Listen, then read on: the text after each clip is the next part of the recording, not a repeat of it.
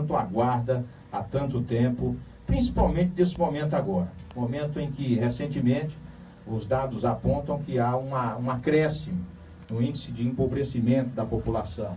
Agora em que o governo federal anuncia um crescimento, pequeno crescimento. Nós vamos ter a oportunidade de conversar sobre isso, mas antes de mais nada, queria cumprimentar o Dr. Ciro Ferreira Gomes aqui hoje. Boa tarde, Dr. Ciro Ferreira Gomes. Boa tarde, Edson. Um prazer muito grande cumprimentá-lo, porque sei que lhe cumprimentando, estou cumprimentando a imensa legião de cearenses, de brasileiros, de nordestinos, que confiam na sua palavra como uma pessoa que está aqui apenas a serviço de um patrão só, que é o melhor direito, que é a ideia de ajudar o nosso povo a entender. Num país em que a injustiça parece campear do Oiapoque ao Chuí, você tem sempre aqui uma palavra, né, de prumo, de rumo, de afirmação de esperança, porque afinal de contas acreditar na justiça é uma necessidade do ser humano. Se me permite, eu queria cumprimentar o meu amigo, o deputado Walter Cavalcante, que está nos acompanhando aqui. Quero cumprimentar toda a equipe técnica da rádio, da pessoa do César Filho, que antigamente a gente chamava de controlista, agora é o nosso operador. Enfim, um abraço a você. Pois é, tem o Cezinha aí, tem a Galega de Jesus. E a Galega, né? A Galega de Jesus. Todo mundo agora está rezando para a Galega fazer o casamento. Eu já disse a ela que no dia que ela casar, eu vou ser o motorista, vou levar ela na porta da igreja, cumprimentar o deputado Walter Cavalcante, cumprimentar os seus assessores também aqui no nosso estúdio. Ciro Ferreira Gomes, a campanha da fraternidade desse ano é Fraternidade e Superação da Violência. A gente sabe que existe muito discurso demagogo por aí, tentando simplificar esse problema aqui no Brasil. Mas, para você, sendo presidente da República, há como resolver essa questão da segurança no Brasil? Isso envolve outros segmentos da sociedade, enfim. Qual a sua opinião? Há como resolver, mas não é com golpe de palavra nem de frase feita.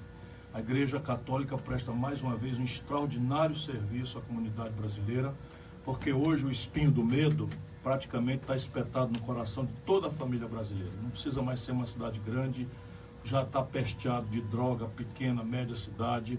A facilidade, o desapreço à vida com que se matam jovens, negros, caboclos, pobres nas periferias de Fortaleza, de Sobral, de Juazeiro do Norte, mas também de todas as cidades brasileiras, é uma coisa que me assusta, que me choca. E eu tenho me dedicado a consultar os especialistas, as pessoas que são mais treinadas nisso, e estou montando uma proposta que vai ser apresentada ao conjunto do povo brasileiro, mas basicamente a gente precisa entender que o convencional, o tradicional, o trivial, o de sempre, o mesmo, não está funcionando. Quer ver, me acompanhe você, ouvinte. O Brasil hoje tem 700 mil pessoas encarceradas. 700 mil pessoas, isso é a segunda população carcerária do mundo, nós só perdemos para os Estados Unidos. Um terço dessas pessoas que estão encarceradas são jovens, pobres, caboclos, negros das periferias. E foram presos com pequenas quantidades de droga, ou como usuário dependente químico, ou como o pequeno avião que eles chamam, né, que é o jovem explorado pelo narcotráfico para entregar pequenas quantidades.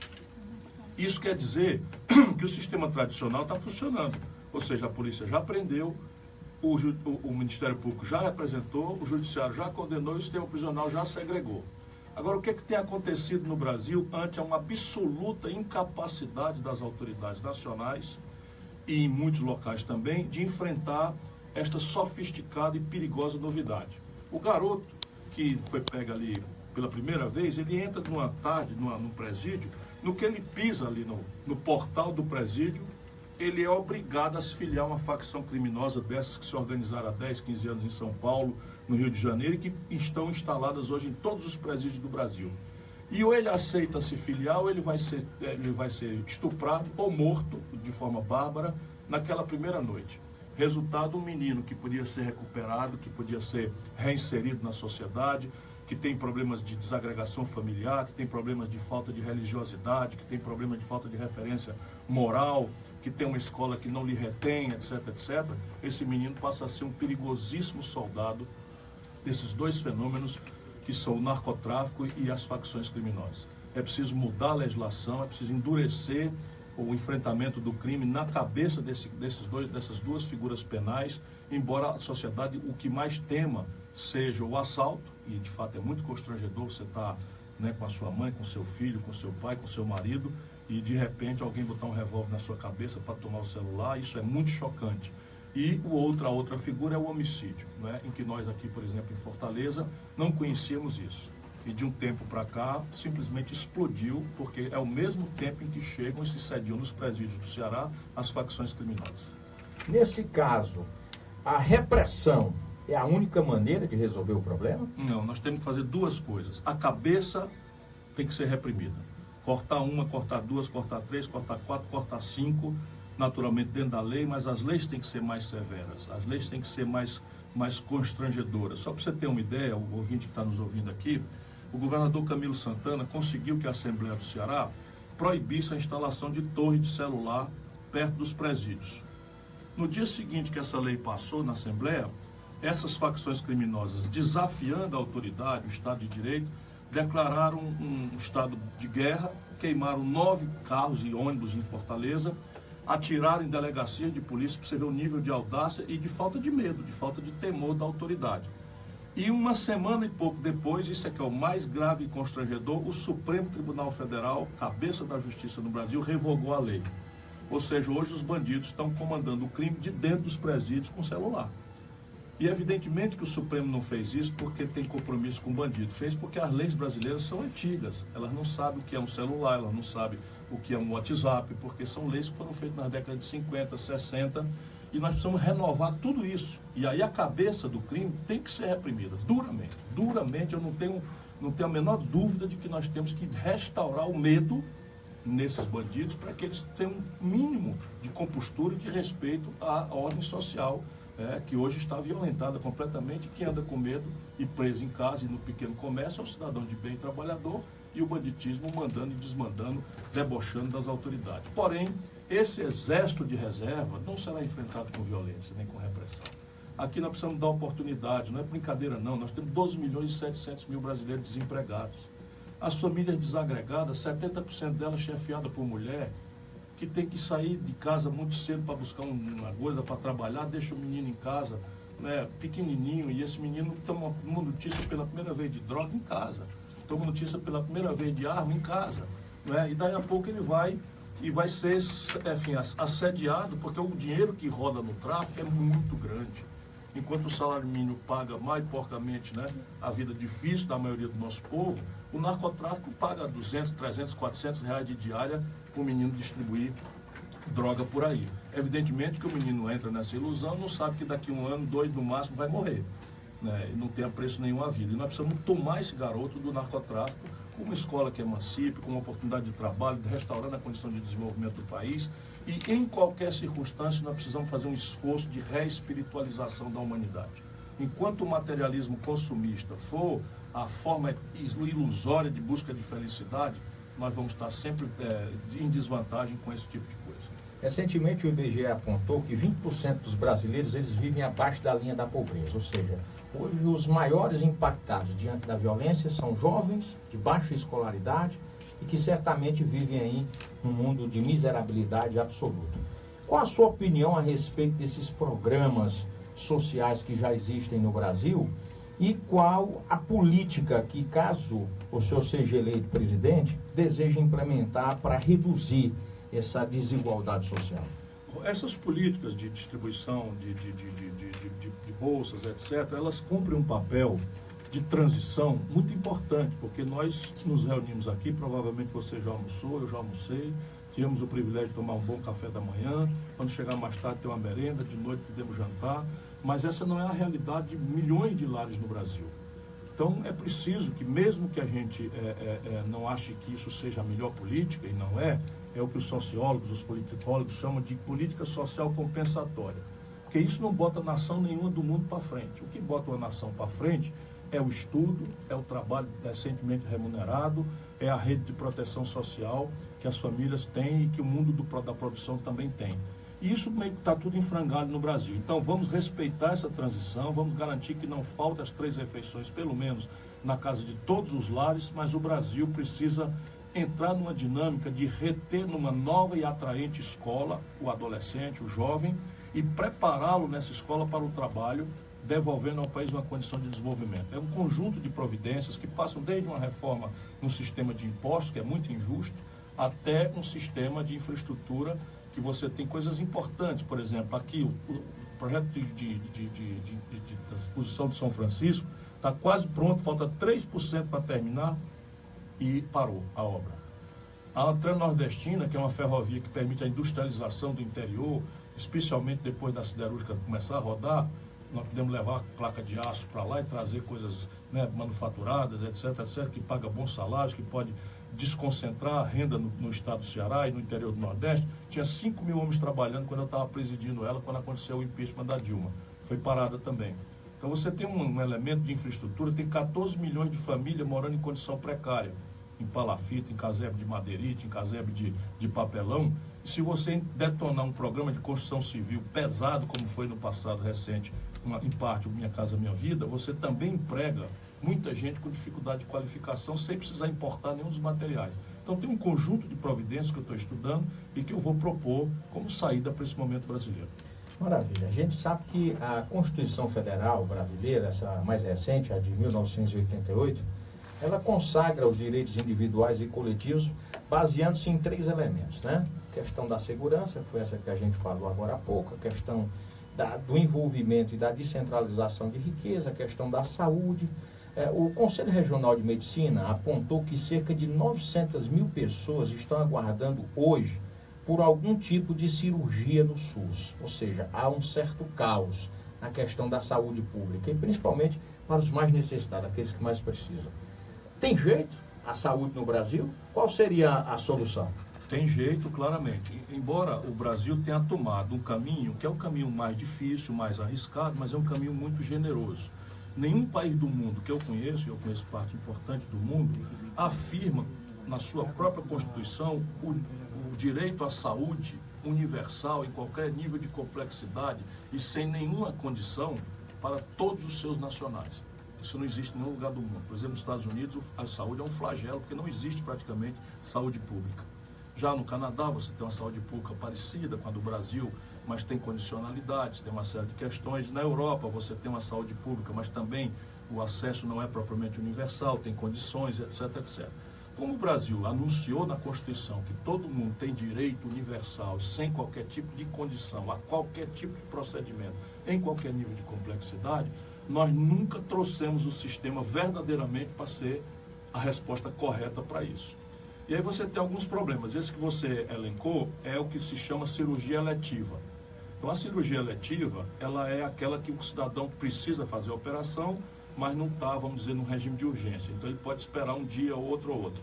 Esse número de 900 mil é um número relativamente pequeno para um país de 206 milhões de pessoas.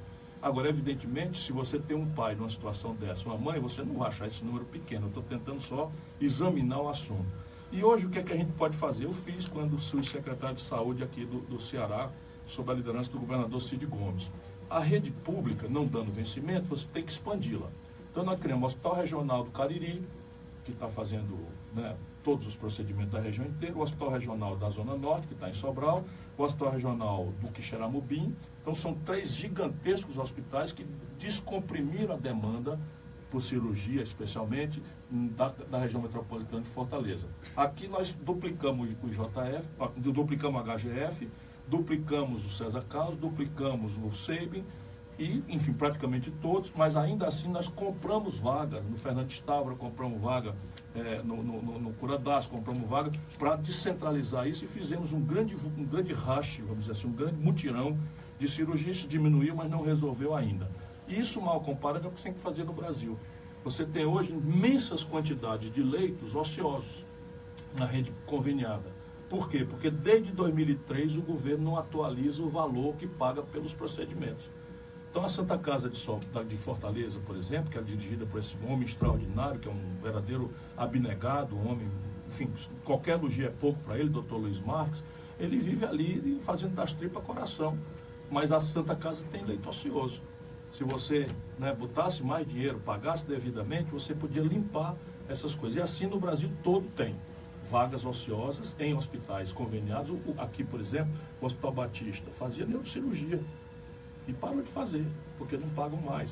O Hospital dos Acidentados fechou, o Fernando Távora não tinha, o Luiz de França tem 1.000 leitos lá ociosos para o SUS, porque o SUS não paga direito, não paga decentemente. Se isso é verdade, nós precisamos atualizar os valores do SUS, o que importa em renovar aquele grande compromisso que ninguém discute, que o país precisa consertar suas contas públicas. Esse é um tema que a gente vai tratar logo em seguida, a partir do nosso intervalo. Queria dizer que nós estamos transmitindo através da nossa rede Shalom, das afiliadas e também da TV Web Shalom e do Facebook. A gente vai para um pequeno intervalo e em seguida voltamos com a entrevista com o pré-candidato à presidência da República, Ciro Ferreira Gomes. Educando para o Direito. Sequenciadinho. Só 30 segundos. É o Pedro, ele é o Ciro, tá bom? que é o coordenador do Shalom. Obrigado aqui pelo privilégio, pela oportunidade. Tão jovem, dá com essas responsabilidades todas. Ordenou-se aonde? Eu fui ordenado aqui. Aqui? Eu sou capixaba, mas estou no Ceará há 11 anos. Aí eu vim, fui ordenado aqui. Estou há 4 anos e meio nessa festa de base verde, prefeitura de Barra. A gente faz a cidade crescer. Uma coisa extraordinária do Ceará e do Brasil. Mas acho que aqui é mais forte, né? É a casa mãe, é a sede, aqui se radiou do Brasil, hoje estamos presentes em... Educando para o Direito. Edson Santana. E voltamos com o programa Educando para o Direito, hoje entrevistando o doutor Ciro Ferreira Gomes, ex-governador do Ceará, prefeito, já foi quase de tudo, né, Ciro? Aqui Graças à generosidade do nosso povo que perdoa aí meus defeitos. E teve uma participação importante também no Senado Nacional como ministro da Fazenda. Bom, abstraindo um pouco aqui essa natimorta reforma da Previdência, qual a sua visão sobre o déficit fiscal, né, do governo? E assim, há como nós falarmos isso sem medidas impopulares? Há como conversar com a população sem discurso populista sobre esse tema? Tem sim. E eu tenho feito isso com grande compreensão pelo Brasil afora. A primeira grande questão é a gente sair, né, do adjetivo, do ideológico, do preconceito e apostar na inteligência do nosso povo. E assim, eu nunca errei em apostar na inteligência do povo. Que os assuntos são complicados, mas não são porque é difícil, né? Porque a televisão todo dia mostra um monte de bobagem, toda besteira sai na televisão, toda fuleiragem, né? Apresentada na televisão, mas esses assuntos que são mais sérios, que precisam de solução com a inteligência do povo, eles não mostram. Mas não mostra não é por acaso não, é porque se o povo souber para onde é que está indo a montanha de dinheiro que o povo paga de imposto, esse país vinha abaixo. E isso é o que eles têm muito medo de fazer. Então repare bem, o Brasil hoje tem uma das maiores cargas de impostos, a maior quantidade e volume de impostos dos países mais ou menos do mesmo tamanho do nosso top, né? Do nosso tamanho. Aqui, de cada R$100 de riqueza que o trabalhador e a indústria, o serviço, a agricultura, o comércio produz, R$36,50 vão para os cofres do governo. Isso não é pouca coisa. E aí, por que falta dinheiro para a saúde, como eu acabei de falar? A educação não dá conta de fazer uma escola que preste, a infraestrutura não termina, você tem dificuldade na segurança pública, os policiais do Rio de Janeiro estão sem receber o salário, os policiais de Minas Gerais sem receber o salário, os policiais do Rio Grande do Sul sem receber salário, e mais aqui do Rio Grande do Norte sem receber salário, e a gente não sabe o que é. Então é aquela história que se diz no interior, lá de onde eu venho, de Sobral, que casa onde falta pão, todos brigam e ninguém tem razão. Mas no caso brasileiro eu vou mudar esse ditado. Aqui, casa onde falta pão, todos brigam, mas um tem razão. Que é aquele que denuncia o que eu vou denunciar agora. Se você imaginar que o bolo, né, dos tributos é um bolo, vamos dizer, um bolo, a metade mais um tiquinho estão entregando para juro para banco. Então é o seguinte, hoje, de todo o bolo de impostos que a gente arrecada, 51,7%, ou seja, metade do bolo vai para a pança dos banqueiros e dos sócios dele que vivem da especulação financeira e da agiotagem oficial. Esse é o assunto que eles não querem que o povo saiba. Do que sobra da outra metade do bolo, 29% vai para a Previdência. Mas na Previdência não é o cidadão que está ganhando uma pensão ou um benefício de prestação continuada do salário mínimo. Esse daí leva menos de 11%. O que está levando aqui é que 2 de cada 100 dos beneficiários da Previdência levam 1/3 de tudo. Quem são? Os magistrados, os políticos, os procuradores e mais algumas carreiras ditas de Estado, tipo as Forças Armadas. Não estou dizendo que isso é justo, nem que é injusto. Eu apenas estou dizendo onde é que está indo o bolo e por que o bolo indo para esse lugar falta bolo para o resto. Portanto, 21%, ou seja, 1/5 de todo o dinheiro é que vai para educação, saúde, segurança, infraestrutura, porto, aeroporto, estrada, rodovia, cultura, esporte, lazer, as outras grandes e enormes tarefas de um governante, de um governo. Então, o que o Brasil tem que fazer é consertar essa divisão do bolo. Mas esse é um tema delicado. É não? muito delicado. Por quê? Porque esses 51%, eles não são maioria, eles são 0,03, ou seja, de cada 100 brasileiros, 1/3 de um, para ficar aqui numa comparação, como se a gente pudesse dividir uma pessoa por 3, é que leva esse dinheiro aqui. Agora, quem são essa gente? São os donos da rádio, não dessa aqui, né? Não, essa aqui não. Não, por isso que eu estou falando, são os donos das televisões, são os donos das revistas, dos jornalões de São Paulo, são eles que bancam a maior parte dos políticos, com financiamento espúrio, por dentro ou por fora de campanha. E aí eles acabam o seguinte, eles são uma minoria pequenininha, mas o poder deles se multiplica. A única hora que a gente tem condição de mudar isso é na eleição, que o pobre é igual ao rico. E como o pobre é muito maioria, mas a grande questão é que o rico manipula, bota as televisões para falar mal do que ele não gosta, e o povão acaba, às vezes, sendo enganado e indo por rumo errado. Isso é o que está acontecendo no nosso país. Você acha que agora vai mudar um pouco? Assim, Acho que vai mudar. Isso que tem acontecido no Brasil? Acho que vai mudar, porque repare bem, a gente só precisa mostrar para o povo que as coisas estão erradas e que a gente precisa mudar. E aí, em vez de dizer as coisas estão erradas porque eu não gosto dos cabos que estão aí, a gente tem que, de novo, apostar na inteligência do povo. Quer dizer, venha comigo. Ano passado, para a gente falar no assunto que nós já tocamos aqui, aconteceram no Brasil 64.700 homicídios. Repare bem, 64.700 pessoas foram assassinadas no nosso país, 4.600 delas aqui no Ceará. 64 mil. Só 8% desses homicídios que matam jovens, negros, pobres, caboclos, eu gosto sempre de lembrar isso, porque não é o filho do branco que está correndo risco, não. Quem está sendo dizimado de forma genocida é o filho da pobreza brasileira. Isso é um verdadeiro mecanismo de controle social feito, vamos dizer, de forma marginal. E, de novo, eu saúdo com grande alegria e gratidão o gesto da Igreja Católica, que, mais uma vez, sintonizado com a grande questão brasileira, põe em debate a questão da segurança, da tranquilidade, da paz pública, fora da demagogia, do rancor, do fascismo, da prepotência de quem não valoriza a vida. Pois bem, vamos lá, por esse lado parece que a coisa está errada. Vamos aqui, 60 milhões de brasileiros, 60 milhões, não é 6 mil não, amigo Walter, 60 milhões de brasileiros estão com o nome sujo no SPC, ou no Serasa, 60 milhões, cada um deles se sentindo culpado, se sentindo mal, porque não deu conta de honrar o crédito, de pagar a sua quantia, achando que é culpado. Ora, 60 milhões, a culpa não é nossa, infelizmente o meu não está, mas a culpa é de uma política econômica ruinosa, que cobra taxa de juros de maneira que o cabo vai na Casa Bahia, vai no Recado Elétrico, vai não sei o que e tal, na Magazine Luiza, compra um forno de micro-ondas, e aí as prestações de 24 meses, o cabo paga 2 fornos, leva um para casa e paga 2 de juro. E aí não dá conta de pagar, porque está com 12 milhões e 700 mil desempregados.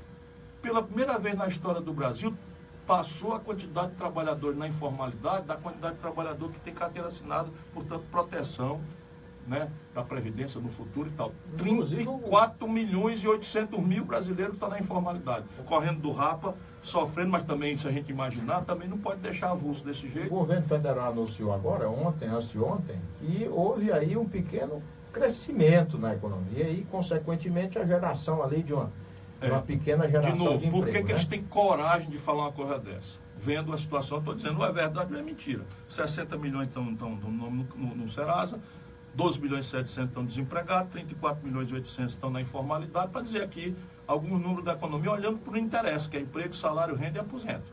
Na minha opinião, é o que interessa para a população. Aí o governo tem essa coragem de fazer, porque as grandes mídias, a grande televisão, vai em socorro, agora vai, a coisa melhorou e tal, porque tem eleição esse ano. E o povo está muito zangado com o governo e com seus aliados, e quer votar em alguém contra isso daí. Agora, repare, Se você botar sua cabeça dentro do congelador, botar seu pé dentro de um forno e pegar a temperatura média na altura da barriga, vai dar 36,5, que é o problema da média. O que é que eu estou querendo explicar? A agricultura e a pecuária brasileira, que o governo não fez nada por ela, apenas Deus mandou uma grande estação normal de clima, deu tudo certo, então nós estouramos, cresceu 13% o setor rural do Brasil. Veja aí a benção que nós estamos tendo de um grande inverno, né? Então daqui a pouco vem uma grande safra no Ceará e evidentemente que o governo vai dizer, eu consegui, aqui a gente ainda dá semente, dá tal e tal, mas isso é o clima, é Deus, enfim, né, que fez. A indústria cresceu 0, que é onde estão os empregos e os salários. A construção civil caiu 5%, que é onde se emprega o povo que tem dificuldade de qualificação, de treinamento para mão de obra, caiu 5%. O comércio está 0 a 0. Aí você pega 13, que é o pedaço da economia da agricultura, rebola para cima da média, de caiu 5 da construção civil, 0 da indústria, 0 do coisa, deu 1% na média. Ou seja, cabeça na geladeira, 0 grau. Pé no forno, 100 graus e temperatura média na barriga, 36. Aí eu acho que isso é crescimento. Isso é manipulação estatística. E é possível voltar a gerar empregos no Brasil? É possível com uma grande mudança do sistema. Hoje você tem 3 providências para inverter essa situação. Dá para fazer, mas exige fôlego, persistência, tenacidade, experiência, capacidade de mexer nos botões certos, puxar a ponta correta dos cordões, porque senão com conversa mole não vai. Primeiro, se eu tenho 60 milhões de pessoas inadimplentes, ou seja, com nome sujo no Cadinho, no Serasa, essas pessoas estão fora do consumo. Quando eu olho para as empresas, é a mesma situação. Hoje tem as empresas brasileiras no consolidado, eu estudo muito isso, estão devendo 2 trilhões de reais, dos quais 600 bilhões de reais já estão mais ou menos bichados. Os bancos já botaram na conta de que talvez não vão receber. O que aconteceu? Os bancos então estão retraídos, não financiam mais ninguém. Na Praça de São Paulo, que é onde o centro da economia, ninguém paga ninguém. Está todo mundo olhando e tal. Então você veja, quando a Oi estava ganhando dinheiro, ela rodava as duplicatas dela no Bradesco, no Itaú e tal. Quando ela foi se aproximando de quebrar, para onde é que foi parar todo o crédito bichado? Na costa do povo brasileiro, o Banco do Brasil e Caixa Econômica Federal. Isso é o nosso país, né? 65 bilhões de reais de buraco na conta da Oi. Quando ela ganhava dinheiro, era repartido com o Bradesco e Itaú. Quando ela começou a quebrar, por um passo de mágica, né? Essas maluquices que tem, tudo molecagem, foi espetado tudo na conta do dinheiro público, que é Banco do Brasil e Caixa Econômica Federal, e BNDES. Então tem que resolver essa equação do endividamento das famílias e do endividamento das empresas. Isso aqui tem a ver com uma série de providências, mas, por exemplo, o Brasil tem hoje 380 bilhões de dólares num negócio chamado reserva cambial. É uma espécie de caderneta de poupança que a gente guarda no estrangeiro, porque é o dólar que vem para o Brasil. A gente corresponde o real aqui, caderneta, né, e pega esse dólar e guarda para consolidar, tanto das famílias quanto das empresas, esse passivo estrangulado. O segundo problema nosso é a conta pública, que nós já conversamos. Porque o que é crescimento econômico? Crescimento econômico é você aumentar a roça sem o outro diminuir. É o cara abrir uma loja e sem o outro fechar dele. É o cara fazer uma indústria sem a outra fechar. E é o governo investir para fazer coisas de infraestrutura, porque isso é que gera dinheiro econômico. Então, como você não tem investimento privado, por conta do que eu já mostrei, e o público também, você tem que mudar a conta pública. E a conta pública exige uma reforma tributária, que eu estou propondo, veja bem como vai ser difícil.